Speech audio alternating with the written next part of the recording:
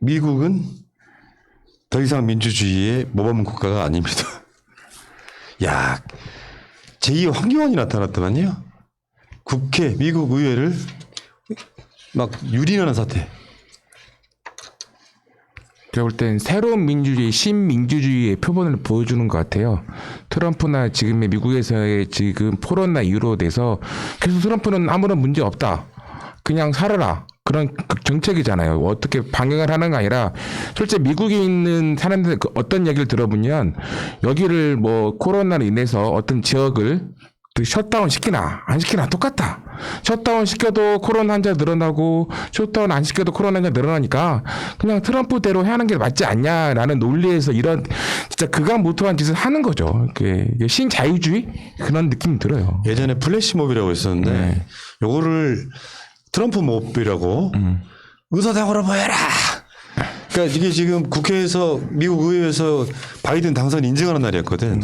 그거 막으려고 난입해가지고 4명이나 죽었어요. 뭐 더 죽었는지 모르겠는데 의회를 난입하는 상태가 벌어졌습니다. 물론 이제 트럼프를 강력히 지지하시는 분들 입장에서는 왜 이긴 선거를 훔쳐가느냐 이렇게 항의할 수는 있는데 저는 민주주의라고 하는 건 일종의 태도의 문제가 더 중요하다고 봐요. 그러니까 대한민국이 국민들이 폭력을 일으키지 않고도 평화적인 촛불 시위만으로 국가를 바꿔놓을 수 있는 것은 절차상의 국민의 태도라고 생각을 하거든요.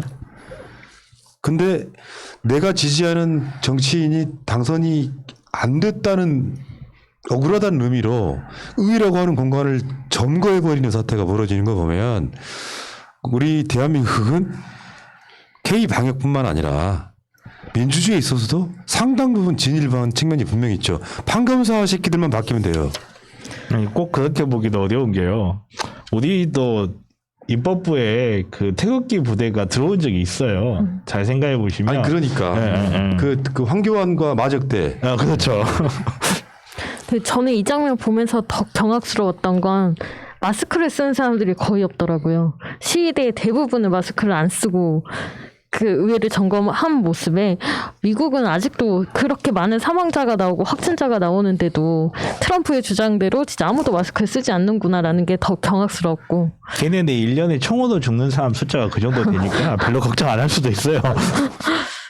그리고 또 많이 문제가 되는 게 예전에 얼마 전에 진짜 블랙 라이브스 매러 그 사태 때는 사람들이 의회 앞에서 시위를 하려고 할 때도 중무장한 경찰들이 다 에워싸고 있었거든요, 의회를. 근데 이번에는 백인 트럼프를 지지하는 백인 남성들이라고 해서 아무도 그렇게 제대로 대처를 안 한 게 아닌가. 이 문제도 좀 생각이 들더라고요. 근데 이제 미국은 그런 측면이 있거든요. 이제 흑인들 뭐 과잉 대응하고 막 죽고 그렇잖아요. 근데 그 근본 원인은 저는 흑백 갈등 이런 걸 떠나서 갈등이라는 표현도 그렇다. 그냥 흑인에 대한 탄압인데 그 중요한 이면에는 총기 소지 문제가 더 있다고 봐요. 그러니까 미국의 경찰들은 사실은 늘 겁먹고 있는 거예요. 총기 어디서 날라올지 모르니까. 그러니까 과잉 진압하게 되는 측면도 분명히 있으니까 문제점의 해결은 총기 소지가 결국 미국을 망하게 할 거예요. 그 국민 통합이 안 돼. 우리는 뭐 통합 이야기하고 있긴 한데 이 국민 통합이 안 돼요. 더군다나 흑인 숫자가 만약에 백인에 버금갈 만큼 많으면 상관이 없겠지만 전체 인구 중에 약 15%밖에 안 되는 숫자만 갖고는 늘상 그런 식으로 정치인들이 흑인 탄압을 하면서 트럼프처럼 백인을 선동하는 이런 상태로 갈 가능성이 되게 높고 그러면 흑인들의 목소리도 대한민국처럼 평화적으로 촛불 시위를 하는 게 아니라 폭동 이런 수준으로 가버리기 시작하니까 이게 계속 악순환이 반복되는 측면도 분명히 있습니다. 아무튼 진짜 미국이 그런 말 있잖아요. 1%의 그 사람들이 그 모든 사람들 지배하고 있고 일반 국민들은 그냥 아무런 생각이 없다고 하더라고요. 생각이 없고 나는 자유만을 지키겠다는 그런 것만 가지고 있고요. 우리나라 같은 경우는 촛불했지만 전 세계에서 충성한 게 뭐냐면 무혈로 혁명을 한 나라입니다. 무혈로 정권을 쓰러뜨린 거고 우리가 작년에도 촛불 시위할 때 항상 뭐냐면 우리는 한 번도 폭력이나 한 적이 없어요. 술 먹은 사람 나온 적도 없었고요. 다 경찰과 합의하에서 그리고 허가된 조건 아이스만 다 집회를 진행했습니다. 그렇게 해서 우리가 이번에도 4.15 선거 때 이겼던 거라고 생각하고 있고 미국은 선진국이라기보다는 진짜 신자유주의로 해서 자기네들의 기득권들만 어떻게 하면 이용할 수 있냐라는 것만 가는 것 같아요. 지금 정책이나 모든 것들이. 여기에 이제 저쪽 국민의 짐 등이 집권을 하게 되면 비슷한 상황이 벌어지는 거예요. 그렇죠. 빈부격차는 훨씬 더 벌어질 거고 여기에 이제 뭔가 갖지 못한 사람들이 항의를 하면 막 탄압을 하는 이런 상태. 그러니까 실제로 그렇습니다. 그러니까 미국은 민주주의 모범 국가가 아닌지는 되게 오래됐죠. 민주주의 모범 국가는 대한민국 제외하고 나면은 저는 북유럽의 복지국가라고 생각해요. 그게 민주주의의 모범 국가인 거지. 미국 자체는 이제 좀 솔직히 말씀드리면 전 지구의 깡패 이런 느낌으로 지금 전 세계 정치를 해왔던 거 아니겠습니까? 그러다 보니까 트럼프 같은 대통령이 나타나면 나라가 그렇게 돼버리는 거라고 생각이 들어요. 아까 아침에 보니까 머리 위에 드론 있던데 말 조심하죠. 어디에 프레데터 드론이 날아다니고 있을지 모릅니다. 아이고 씨 무섭다. 트럼프가 그랬어요. 선동을 했죠. 우리는 의사당까지 걸어갈 것입니다. 영어로 해봐요. 못하는구나. 우리는 영사당까지 걸어갈 것입니다. 힘을 보여줘야 합니다. 강해져야 합니다. 그러면서 선동을 해. 의사당 점령하라고 신호를 보내는 거예요. 그러다 보니까 트위터, 페이스북이 트럼프 계정을 아예 정지시켜버렸어요. 야, 이런 꼴을 보여도 되나 이런 생각이 좀 들 정도. 근데 트위터 입장에서는 선동하거나 국가에 그런 유해하거나 할 때는 무조건 정지됩니다. 근데 트위터는 그거에 대해서 트럼프라도 예의를 주지 않은 거죠. 쪽팔린 거지만. 혐오와 인종차별과 이런 것들을 눈 감아주지 않아야죠. 네. 그러니까 트럼프 쪽에 뭐랄까 억울한 지점이 없지 않아 있기는 합니다만 여러 가지 주장들 그러니까 민기용도 비슷할 수 있는데 부정선거 주장을 하는 과정에 사실은 부정선거라는 입증을 하지 못한 상태가 됐기 때문에 트럼프가 이제 이게 뭐랄까 자기 마음속으로 몰린 거잖아요. 한쪽으로 이제 어마어마한 비난이 쏟아진 거예요. 미국을 망친 놈 이렇게 되니까. 그래서 1월 20일 날 질서 있는 권력 이양을 할 것이다라고 이야기는 했는데 트럼프는 이제 끝까지 이런 상태가 된 것 같고요. 저는 제가 봤을 때 트럼프도 수사를 받을 가능성이 높아졌어요. 이 건 때문에. 우리나라 정치가 지금 세계 정치를 리드하는 거죠. 일종의 이게 내란에 준하는 사태가 돼버린 거죠. 사실 지금 미국은 이걸 내란 정도로 처벌할 가능성이 있다고 그러는데 황교안의 그 시위 때도 마찬가지예요. 최소한 이런 식으로 이렇게 넘지 말아야 될 선을 넘으면 요거는 처벌을 강력하게 함으로써 이게 법 질서를 잡는 거거든. 우리 민주 시민들 어떻습니까? 박근혜 탄핵 때나 검찰개혁 집회 때나 그 어떤 선을 넘지는 않잖아요. 예를 들면 그런 거지. 대검찰청이 바로 옆에 있어. 승질 같아서는 그냥 답 넘어가고 싶잖아요. 안 하잖아요.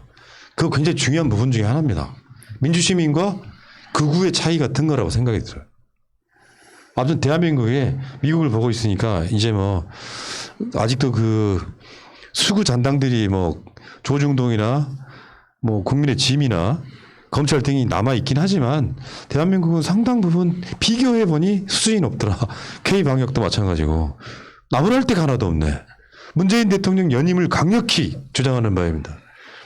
미안해하는데. 또 이낙연 캠프하고 이재명 캠프에서 난리 나겠네요. 근데 나무날 때는 많이 있어요, 사실. 나무날 때는 이게 국민의 아무튼 막 이런 애들이 있던데 걔네들만 보고 있으면 부끄럽고 세계에다 내놔도 부끄럽고 막 그렇잖아요. 네, 그런 부분에서 나무날 때는 네. 있죠. 나라 전체의 수준이 다 높아지긴 힘들고요. 지체되어서 못 따라오는 사람도 있어요. 그 사람들은 평생 못 따라오고 세월이 흘러가면서 도태되겠죠. 개체 수가 줄어들겠죠. 그 예를 들어서 이제 황교안은 다시는 못 나올 것 같은 느낌이 들죠. 그런 선례를 있어가지고요. 잘 사십시오. 황교안이.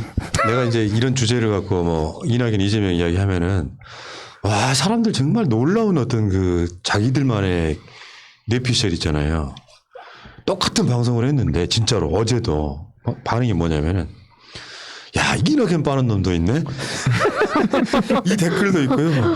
한쪽에서는 정반대로 이재명 실드 치느라 애쓴다 이래. 우리 방송 훌륭한 거지. 그렇게 받아들인다는 건. 보는 입장에서는 내가 듣고 싶어하는 이야기를 제대로 안 해주니까 저쪽을 지지한다고 생각하는 거예요. 그런 차원이 아니라고. 일찍이 내가 이런 상황을 예언한 적이 있었어. 지금 생각해 보니까 뭐냐. 내가 특정 어떤 사람한테 줄 서는 방송을 하잖아요. 근데 그러면 그 사람이 대통령 후보가 되면 되지 않으면 내가 줄 선 사람이 대통령 후보가 되지 않고 내가 막 비난했던 사람이 대통령 후보가 되면 내가 이 사람을 대선에서 당선시키려고 노력하겠어? 은근히 계속 비꼬겠지. 같은 민주당이랍시고. 그렇기 때문에 새날은 자로 잰 듯한 중립을 지키겠다고 이야기를 한 거야. 그러면 비판도 못하겠다는 얘기가 아니라 비판받아 마땅한 건 비판을 해야 되겠죠. 그러니까 이런 스탠스다 보니까 한쪽에 줄 선 사람들은 우리가 박쥐처럼 보이는 거야. 얘기가 좀 이상하게 생기긴 했는데. 새날은 공식적으로 마차님을 지지하지 않나요? 그렇습니다. 우리는 이재명도 이낙연도 아닌 마차를 대선으로 밀기로 했습니다. 아니 이제 교통기관이 대선에 출마를 해요? 아니 마차 여기 앉아 계시는 분 있잖아 월요일 날에 그분 말하는 거예요. 아 정말 LA 갈비파 정말. 자, 어쨌건 미국은 그렇다는 말씀드리고 새날 오늘도 유튜브는 새날을 라이브에 안 띄워주는 참 난 이해를 못하겠다 진짜. 이거는 막 울분이 생길 정도야. 다른 방송은 내가 구독한 방송이 유튜브를 켜면 바로 방송 중이라는 표시가 나오잖아. 새날은 안 돼 그게. 대체 왜 이런지 모르겠어요. 질투하나. 유튜브 좀 심한 거 아니에요 진짜? 그러니까 한 10,000 몇 명 들어와야 될 방송이 점점 숫자가 줄어들어. 우리는 라이브에 한 20-30분만 노출시키고 만해. 이거 어떻게 해야 됩니까 진짜? 저 강남 가가지고 구글 코리 앞에서 시위라도 해야 돼요? 이 승질나네. 여러분들 구독과 좋아요로 힘 좀 실어주시기 바라겠습니다. 우리는 구글 코리아까지 걸어갈 것입니다. 뚜벅뚜벅. 여기까지.